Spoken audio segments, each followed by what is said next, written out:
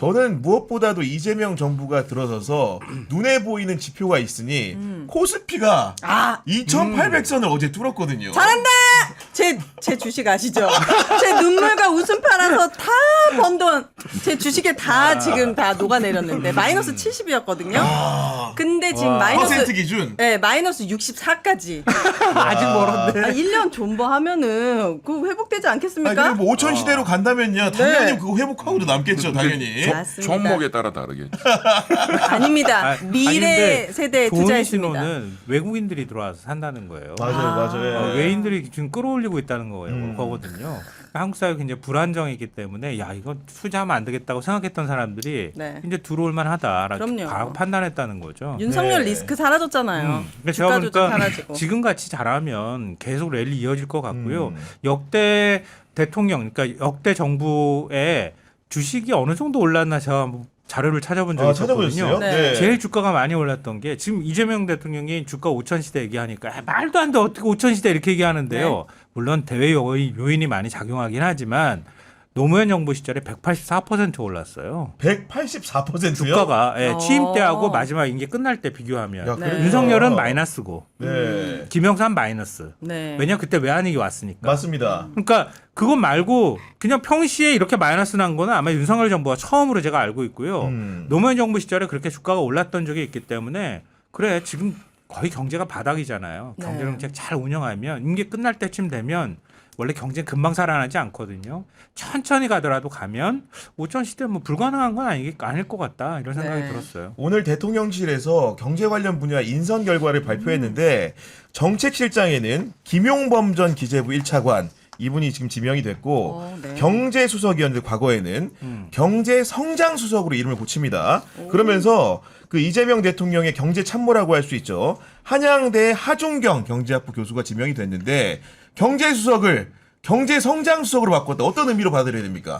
뭐 그게 그거죠.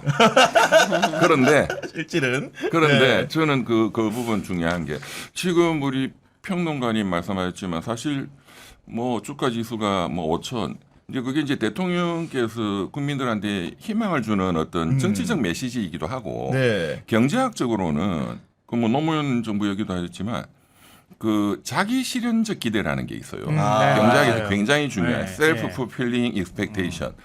그러니까 낙관적 이렇게 기대를 심리를 사람들이 갖게 되면 그게 실현이 된다 이거예요.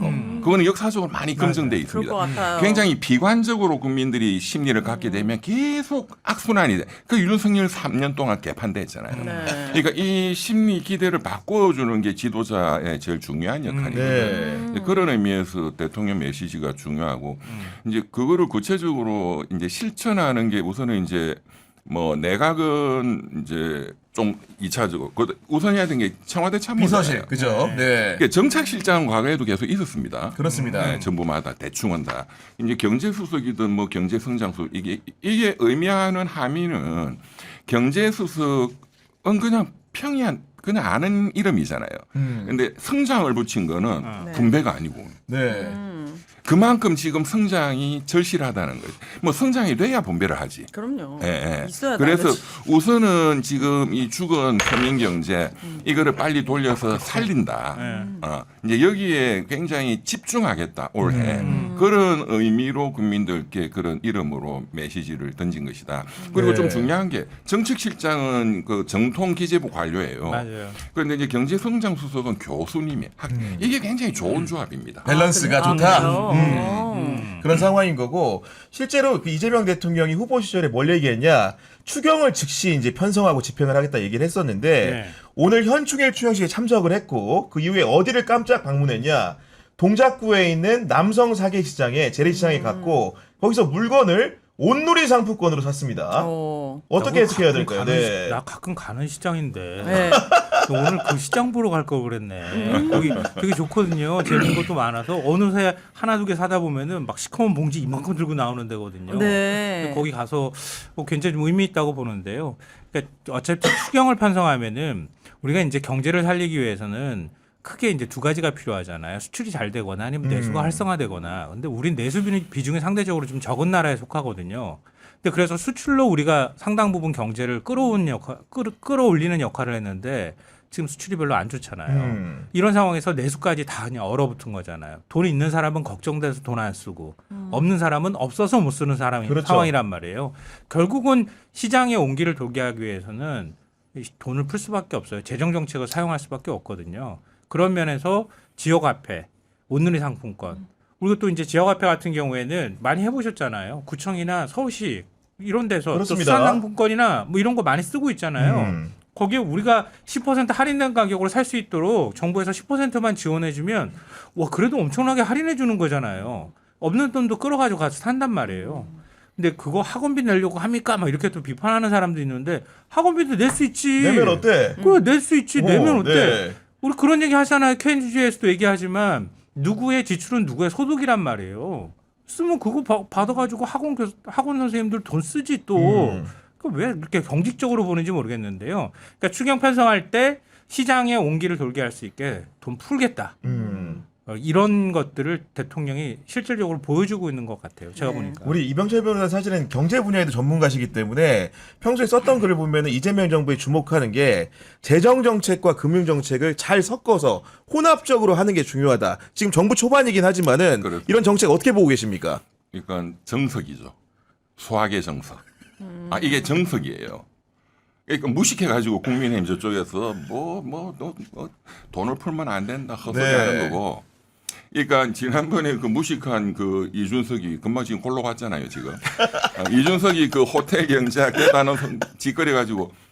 근데 그 이재명 이제 후보 때 네. 그 인터뷰하는데 장윤선 기자 인터뷰던가 뭐 이제 인터뷰에 호텔 경제학 뭐 해서 조금 마이너스였다 하니까 유치한 얘기죠. 그게 정답이거든요. 유치한 소리 대응할 필요가 없다. 원래는 무식하니까. 그러니까 제가 말씀드렸지만 이제 그 기획재정부 중심으로 이제 그 자금을 푸는 게 경기 진작하는 게 재정 정책입니다.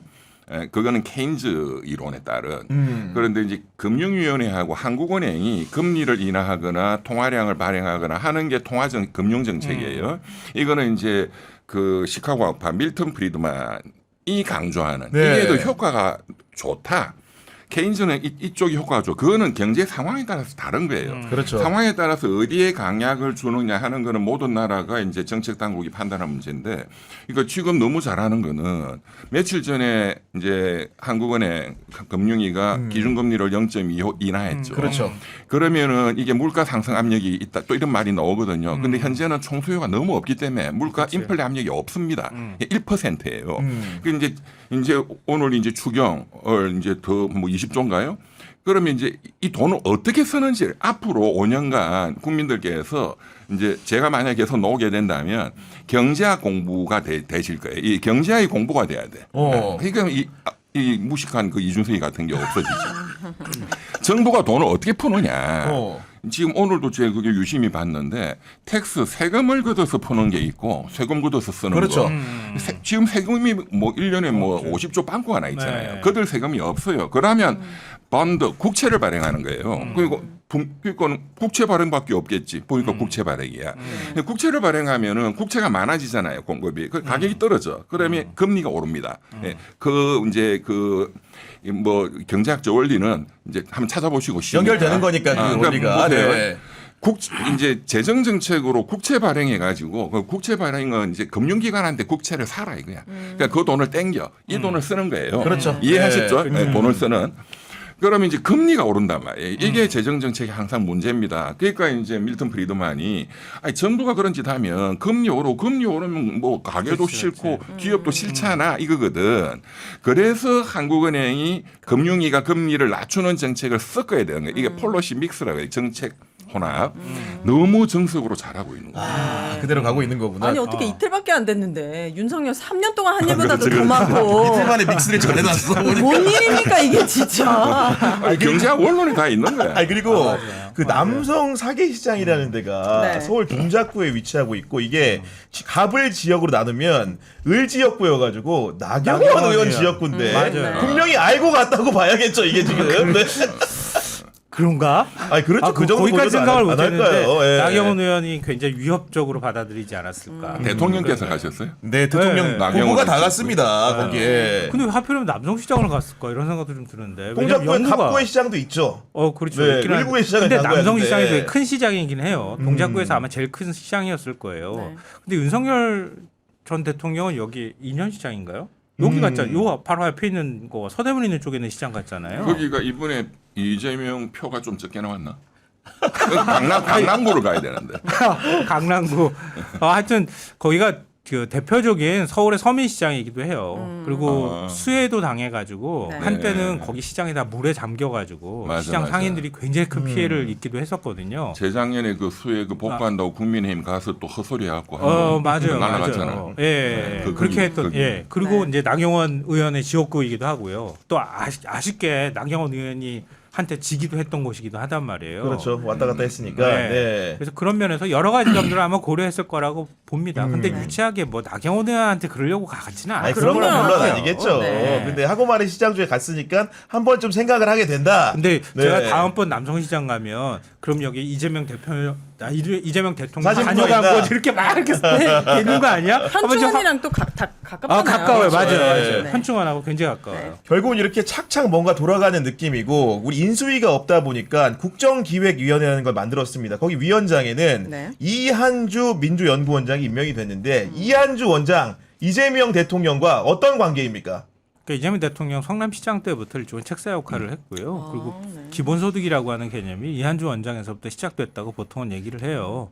저도 한 번 뵌 적이 있어요. 한 번 뵌 적이 있었고요. 같이 식사하면서 이런저런 얘기를 잠시 했던 적이 있었는데 굉장히 다른 사람들 얘기를 이렇게 질문하고 듣는 걸 좋아하시는 분이더라고요. 아, 경청이구나 거기도. 네, 스타일이 그래요. 그래서 자기 얘기를 우리 보통 이제 좀 속되게 말하면 떠벌린다 이런 사람들이 있잖아요. 네. 보통 그런 정도의 위치에 있는 분들이면 막 이렇게 자기 얘기를 하기 좋아하거든요. 근데 그렇지 않더라고요. 다른 사람 얘기를 이렇게 듣고 어떻게 하면 좋겠어요?라고 이렇게 물어보는 스타일이에요. 아. 굉장히 이렇게 뭐랄까 물론 교수이기도 하지만 보통 교수들 같은 경우에 나이 먹으면 말이 세상에 많지.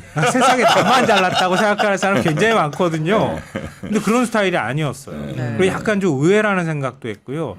제가 그 교수님하고 내기를 한 게 있는데 져서 이제 연락을 한번 드린다 아니, 그랬는데 무슨 못 내기 드렸네. 하셨습니까?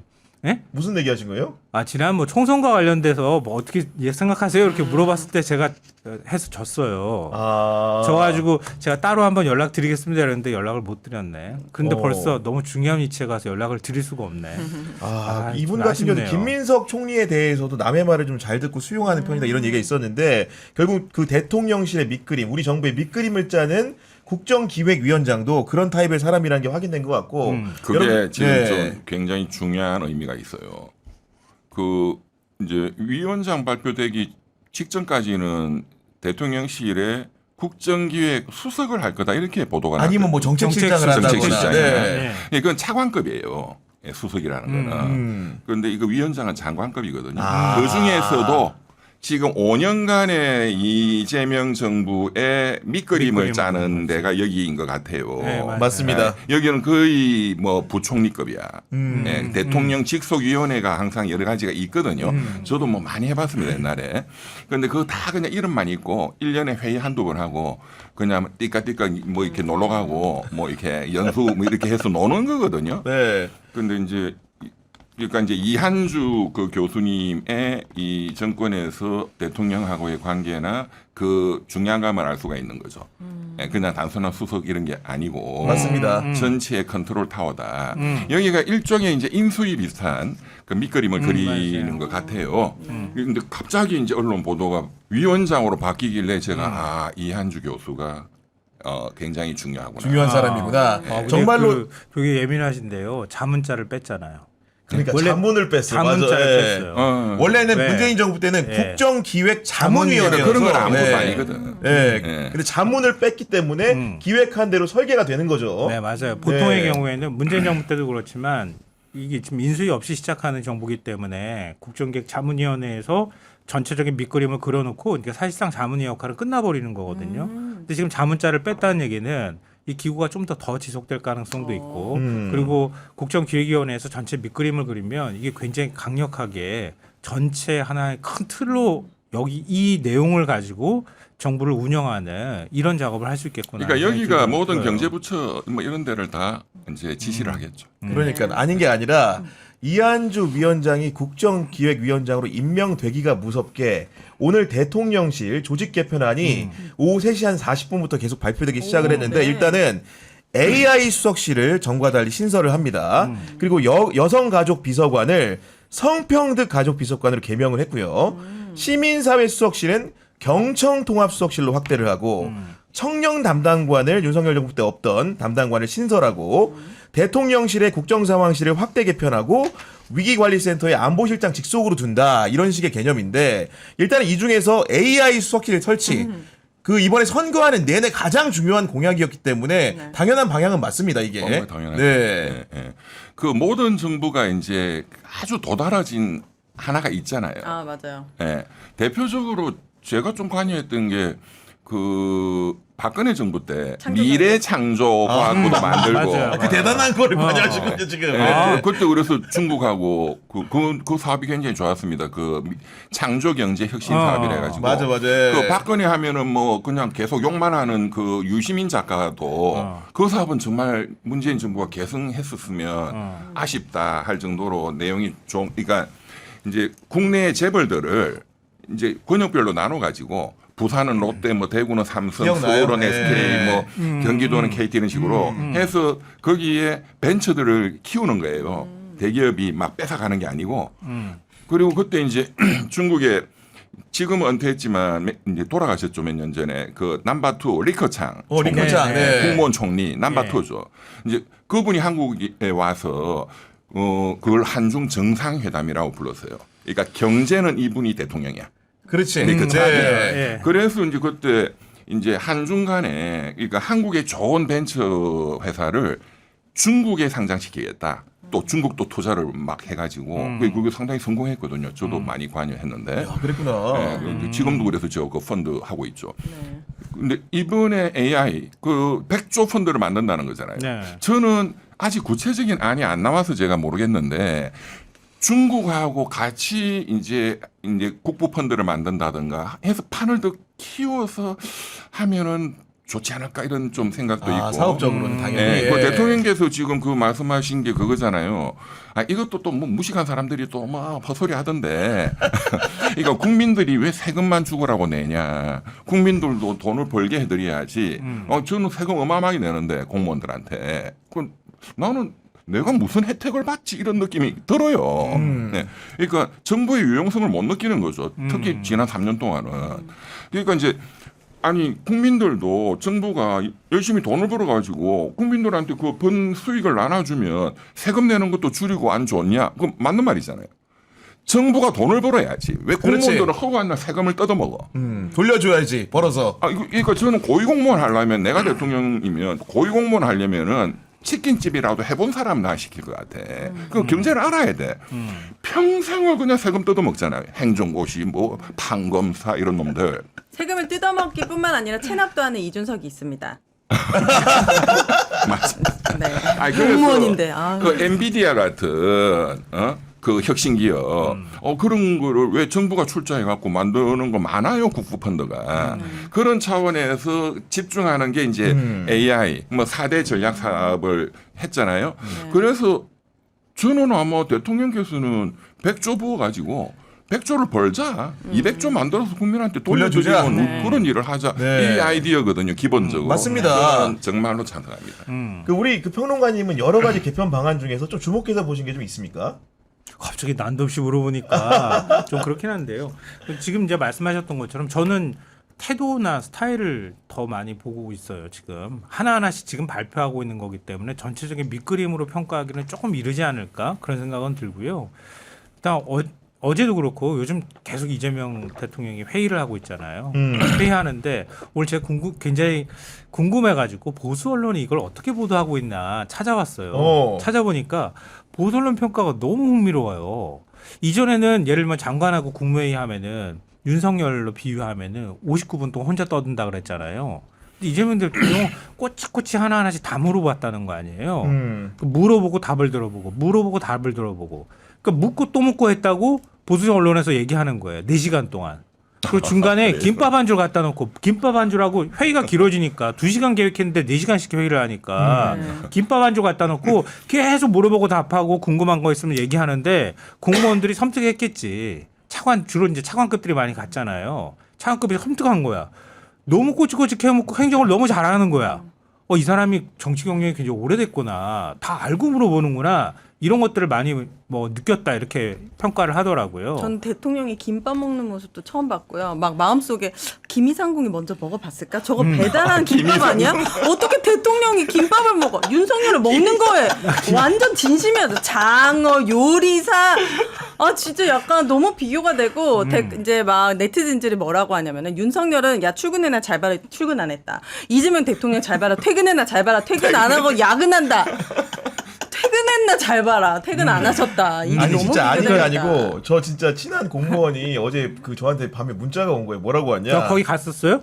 간 건 아니고 나름대로 이제 높은 분인데 문자가 오더니 이렇게 그대로 읽어드립니다. 네. 이재명 정부가 확실히 윤하고는 차원이 틀리게 안정감이 있다 하더니 공무원들 죽었네 키키 이러더라고. 진짜 공무원들 죽었어. 그러니까 그렇지. 우리 공무원들 너무 힘들 것 같다는 거예요 지금. 아니, 아니에요. 보들보들 떨었을 거예요 지금. 맞아요. 공무원들은 떨게 만들어야 됩니다.